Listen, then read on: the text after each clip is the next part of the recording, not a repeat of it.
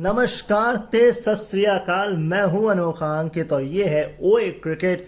यहाँ बात होती है सिर्फ और सिर्फ क्रिकेट की। तो आज मेरे पास दो ऑप्शंस थे। ऑप्शन नंबर वन, या तो मैं आप लोगों के लिए श्रीलंका साउथ अफ्रीका मैच करूं सेकंड टेस्ट, पर मैंने कहा उसको ख़त्म हो जाने दो, आज उसका आखिरी दिन है, उसको कल करेंगे। तो आज हम वापस अपनी एक सीरीज पर चल रहे हैं जिसका आखिरी मैच रह गया था, तो वो ख़त्म करके इस सीरीज को वाइंड अप करते हैं। और वो है India versus New Zealand test series का तीसरा टेस्ट मैच जो वानखेड़े में खेला गया था। आपको सब पता है, तो सिर्फ स्टैट्स पर बात करेंगे। कुछ होगा टॉकिंग पॉइंट तो उस पर भी बात करेंगे, लेकिन सबसे पहला स्टैट कि इंडिया ने कब कब टेस्ट क्रिकेट में 200 से कम का टारगेट वो चेज नहीं कर पाया है। 2018 में एजबेस्टन में इंग्लैंड के खिलाफ 194, उससे चेज नहीं हुआ। अब जो उसके ऊपर है वो तो बहुत ही कमाल है। 2015 में गॉल में श्रीलंका के खिलाफ 176, मतलब बी टीम भेज दी थी क्या वहां पर, हैं? या सामने वाली को ए समझ लिया था। लेकिन नहीं, डिसरिस्पेक्ट नहीं करेंगे, 2015 में श्रीलंका बहुत अच्छी टीम थी।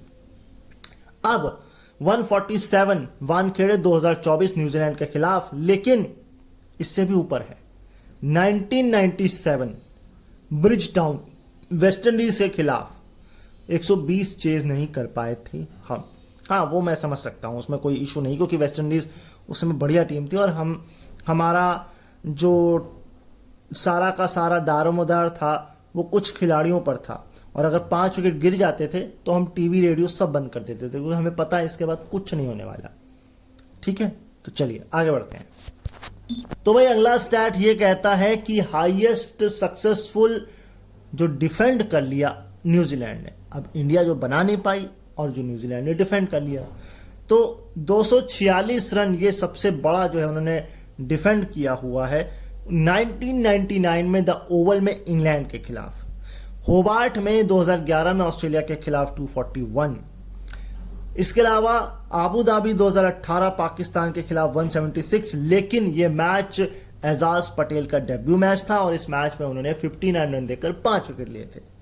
और अब 2024 बैंगलोर 146 रन डिफेंड किए हैं इंडिया के खिलाफ और इसमें एजाज पटेल ने फिर भूमिका निभाई है 57 पर 6। यस, और इसके ऊपर एकमात्र है वो है 1978 वेलिंगटन इंग्लैंड के खिलाफ 136 डिफेंड किया हुआ है। तो क्या समझे आप भैया? अभी साउथ अफ्रीका को करना बाकी है, वेस्ट इंडीज को बाकी है डिफेंस वेस्ट इंडीज से, एंड एशिया की 2 टीमें अभी पूरी बची हैं, श्रीलंका एंड बांग्लादेश। और एजाज पटेल की भूमिका जो है वो एशिया के खिलाफ अहम रहती है, क्योंकि देख लीजिए इंडिया के खिलाफ भी और पाकिस्तान के खिलाफ भी। तो अगर श्रीलंका के खिलाफ होगा तो शायद एजाज पटेल करेंगे। ये सोचने वाली बात है। चलिए, अच्छा, ये जो है ये लोएस्ट टारगेट जो है वो सक्सेसफुल डिफेंड किया है, हाईएस्ट नहीं है। एंड एक चीज आप और देखिए, वो 136 नहीं 137 है। और न्यूजीलैंड ने अपने घर पर या बाहर 3 मैच पहली बार जीते हैं, लेकिन अवे में लगातार 3 मैच पहली बार जीते हैं। दोनों में अंतर है। एक कि सीरीज में 3 मैच जीतना, ये घर पर और बाहर पहली बार हुआ है, यानी कि 3 मैच नहीं कभी भी जीते घर पे सीरीज में, और लगातार 3 मैच जो है वो बाहर पहली बार इन्होंने किया है। अब एक और स्टैट सुन लीजिए, वो ये है कि हाँ, अपने घर पे 3 या 3 से ज्यादा टेस्ट मैचों की सीरीज में पहली बार व्हाइट वॉश हुआ है। हाँ, ऐसा नहीं कि व्हाइट वॉश पहली बार हुआ है, लेकिन जो कुछ हुआ है वो घर के बाहर हुआ है, क्योंकि न्यूजीलैंड चौथी टीम बनी है जिसने इंडिया को व्हाइट वॉश किया है। इंग्लैंड ने ये किया है 4 बार, ऑस्ट्रेलिया ने 3 बार, वेस्ट इंडीज ने 1 बार, और ये जितनी बार भी हुआ है ये सब घर से बाहर हुआ है, यानी घर पर पहली बार व्हाइट वॉश इंडिया का हुआ है। ये बहुत लो पॉइंट लग रहा है।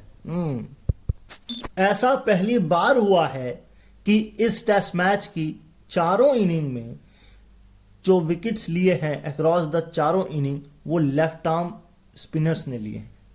जडेजा ने पहली इनिंग में लिए थे 65 रन देकर 5 विकेट, एजाज पटेल ने लिए सेकेंड इनिंग में 103 रन देकर 5 विकेट, थर्ड इनिंग में जडेजा ने लिए 55 रन देकर 5 विकेट और यस चौथी इनिंग में एजाज पटेल ने दिए 52 रन देकर 5 विकेट, यानी कि 5 विकेट और चारों इनिंग में जो है 5 विकेट हॉल वो लेफ्ट आर्म स्पिनर ने लिया, वो भी पहली बार।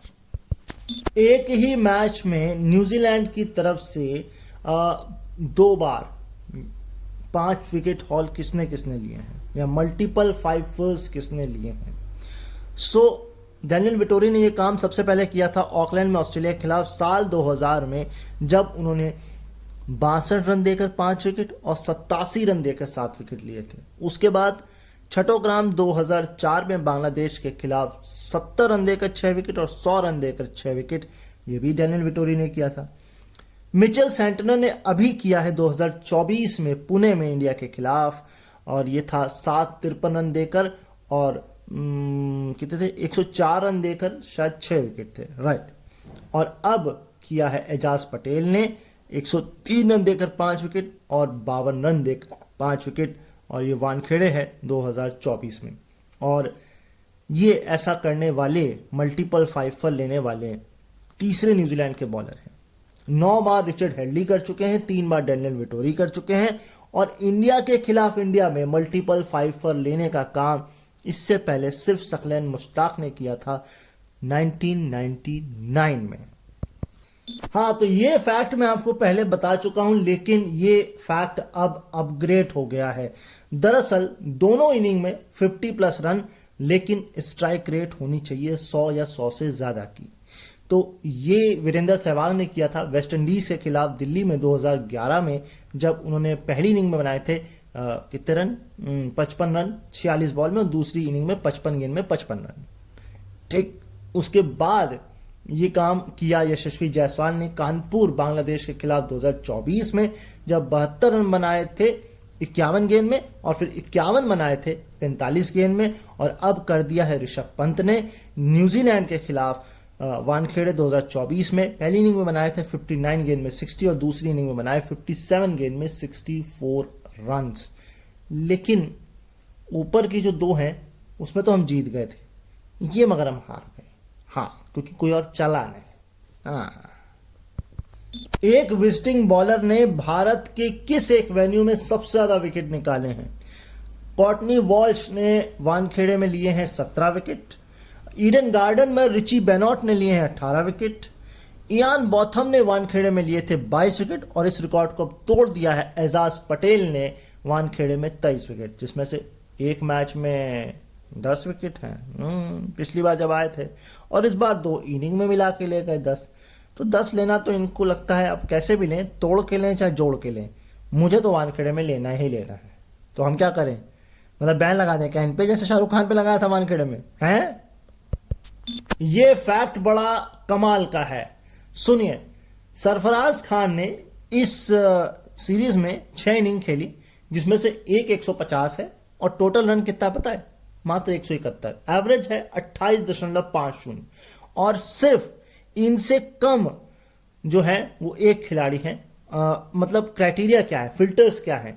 फिल्टर्स ये कि एक 150 होना चाहिए जो इनका था, होना ये चाहिए कि मिनिमम 5 इनिंग वो इनसे ज्यादा है, और इसको और एवरेज जो है वो इनसे कम होना चाहिए, जो है 25 की एवरेज से 250 रन सीरीज में बनाए, एक 150 जो हाईएस्ट है, और ये है गैरी क्रिस्टन। आय हाय, इंडिया के कोच रह चुके हैं वेस्ट इंडीज के खिलाफ 2001 में हैं। और मैं एक बात बताऊं, गैरी क्रिस्टन मेरे ख्याल से ओपन भी करते थे, सरफराज तो ओपन नहीं करते हैं, अगर मैं गलत नहीं हूं तो। साइमन डूल की बात सुनिए, उन्होंने ऑन एयर ये बात बताई कि भाई साहब इंडिया वाले left arm 5 left arm spinner के साथ प्रैक्टिस कर रहे थे, उसके बावजूद भी 5 विकेट दे दिए। मतलब आप ये प्रैक्टिस करते हुए देख रहे थे कि 5 अलग अलग बॉलर कौन 5 अलग अलग तरीकों से हमको आउट कर सकते हैं, या एक तरीके से।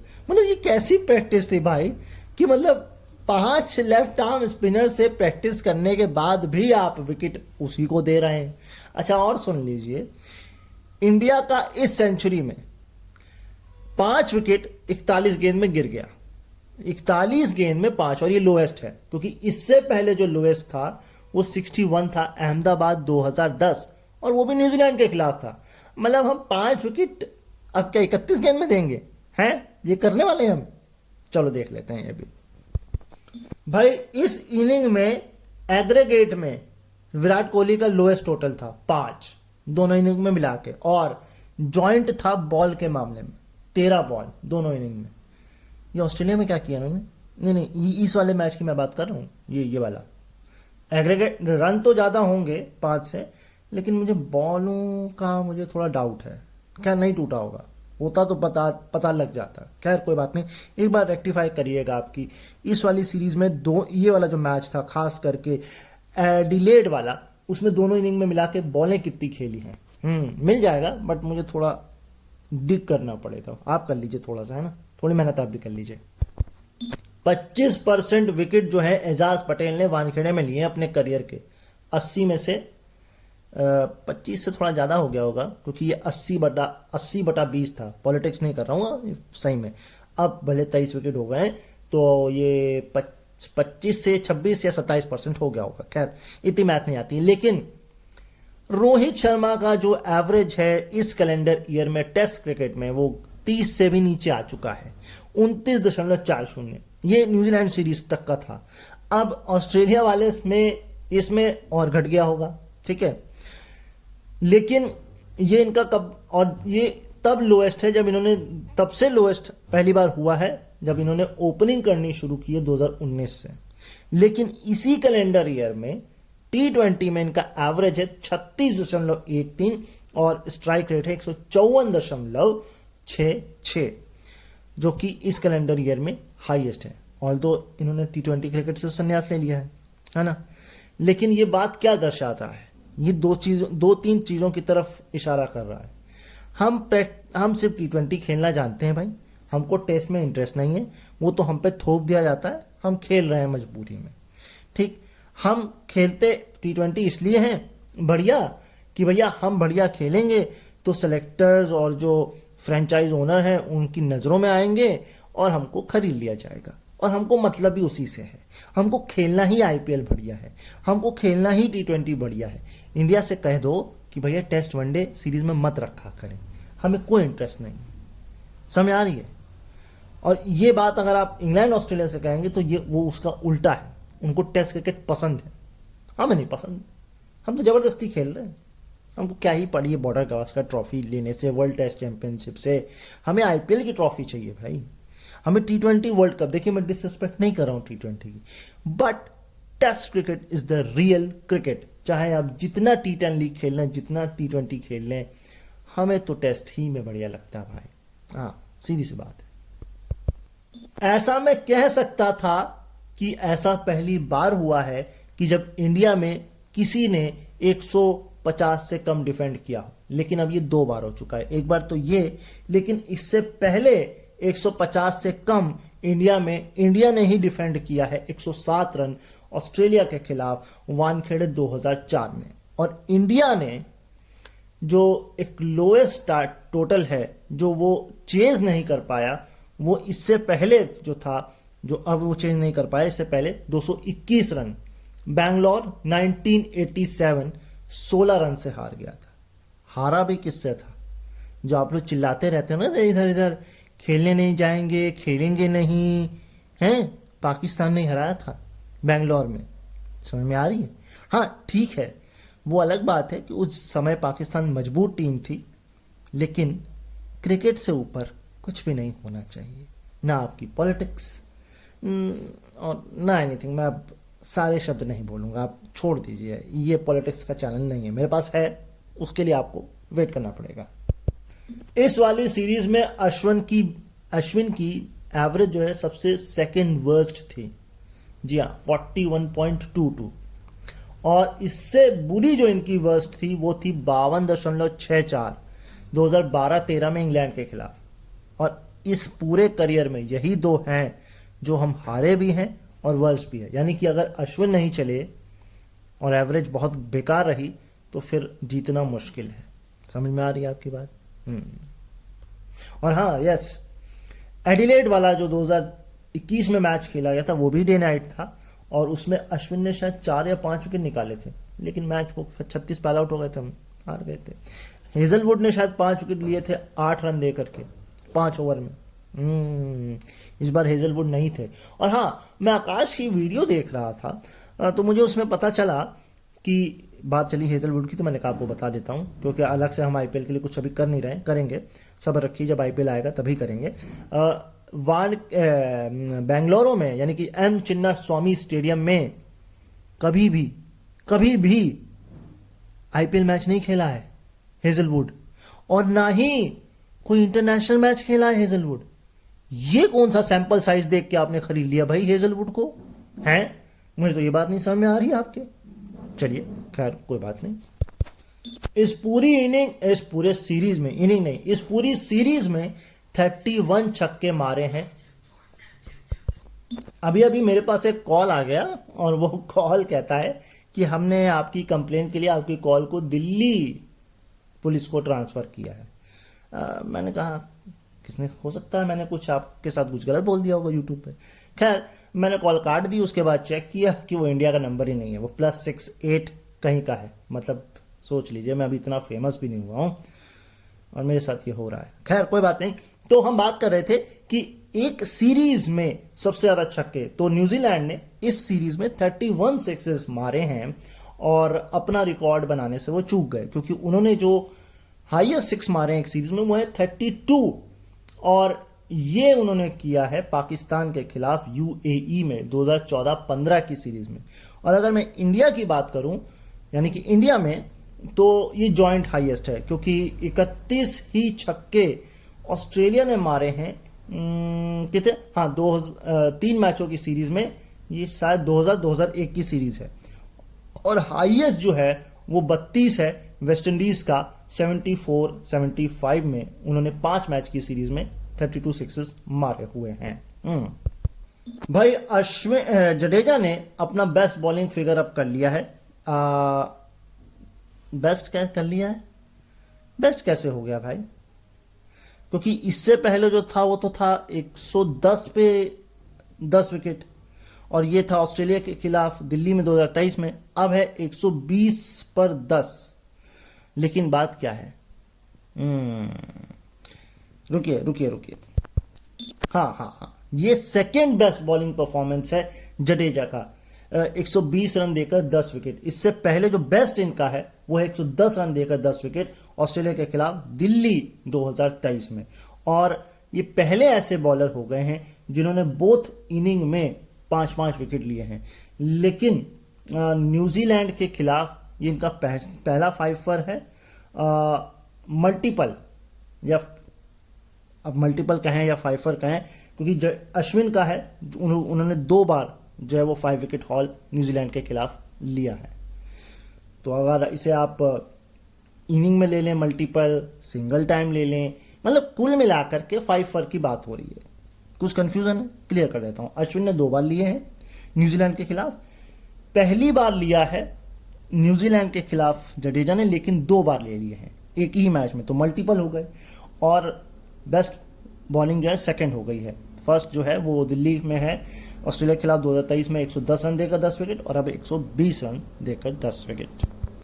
तो इस ग्राउंड में इससे पहले जो था, पहले 2 दिन में या सबसे ज्यादा विकेट जो गिरे थे वो 25 गिरे थे साउथ अफ्रीका के खिलाफ साल 2000 में। अब ये रिकॉर्ड टूट गया है, क्योंकि पहले 2 दिन में 29 विकेट गिरे हैं।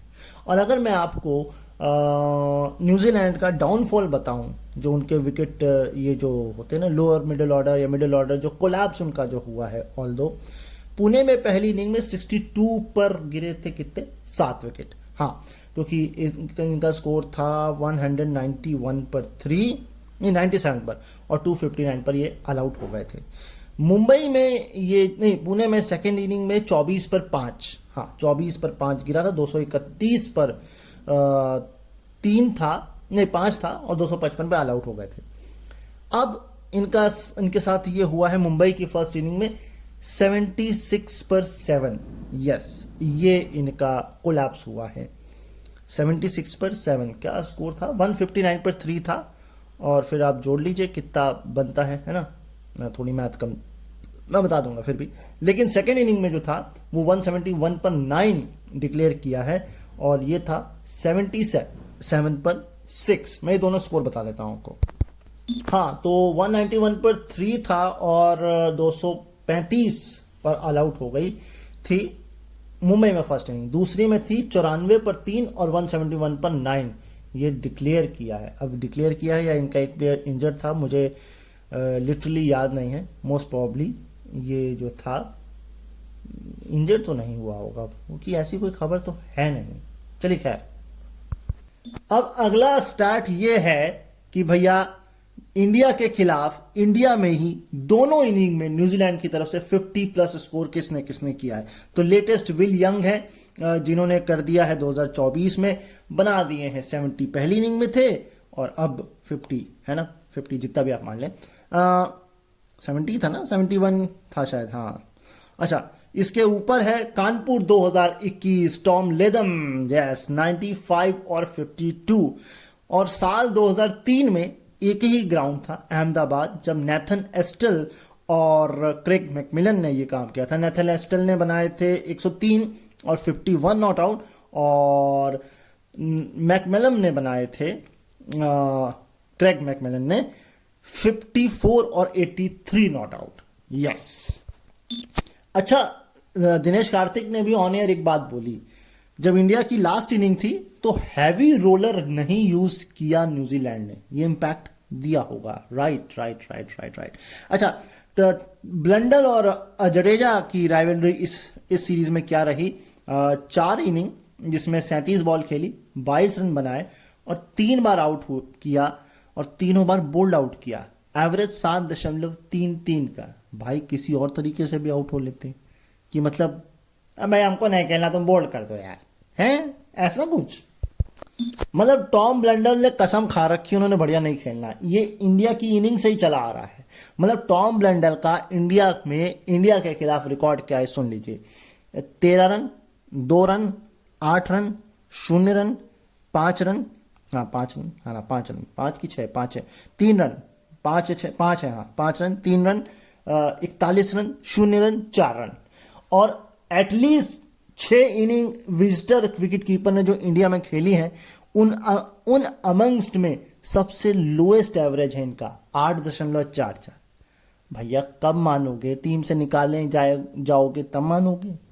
अब तीसरा टेस्ट मैच बचा है, इज्जत बचा लेना अपनी, क्योंकि देखो सीरीज तो इंग्लैंड ने जीत ली है साल 2008 के बाद, ये रिकॉर्ड तो उन्होंने अपने नाम कर लिया।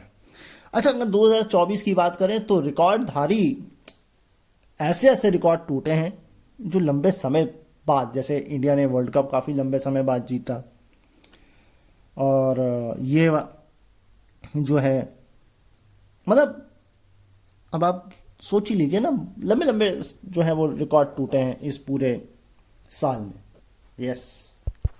अभी जो मैंने आपको स्टैट बताया इसमें आपने कोई एक चीज ध्यान दी?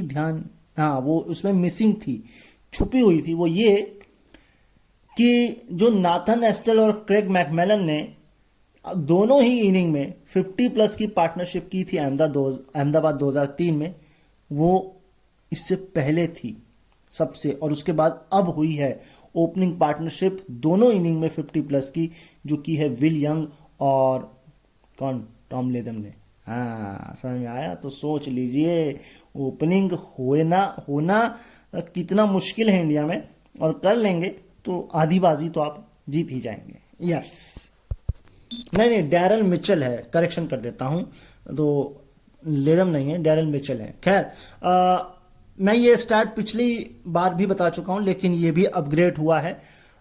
रविचंद्रन अश्विन नहीं, रविंद्र का ऑफ स्पिन के खिलाफ एशिया में क्या रिकॉर्ड है? ऑफ स्पिन 365 बॉल, 193 रन, 9 बार आउट हुए हैं, एवरेज है 21.44 का।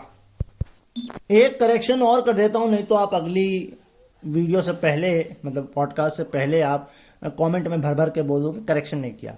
ये पहली विकेट नहीं है, ये किसी भी विकेट के लिए है।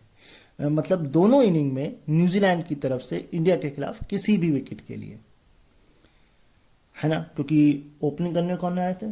कॉनवे आए थे लेदम के साथ, विल यंग फर्स्ट डाउन आए थे और डैरेन मिचेल उसके बाद आए थे। ठीक, करेक्शन हो गया। अब इंडिया का भी विकेटों का पतन जो है, डाउनफॉल जो है न्यूजीलैंड की तरह इसमें हुआ है। सुन लीजिए, बैंगलोर की फर्स्ट इनिंग 46/10, तो क्या ही बताएंगे आप इसमें। लेकिन बैंगलोर की सेकेंड इनिंग में 54 रन पर 6 विकेट गिराए थे, क्योंकि 408 पर 3 थे और 462 पर टीम खत्म हो गई थी। तो 54 पर कितने विकेट गिरे? 7 गिरे ना, हाँ 7 गिरे। खैर, इसके अलावा है आपका 53 पर 6, क्योंकि 50 पर 1 और 167 पर 7।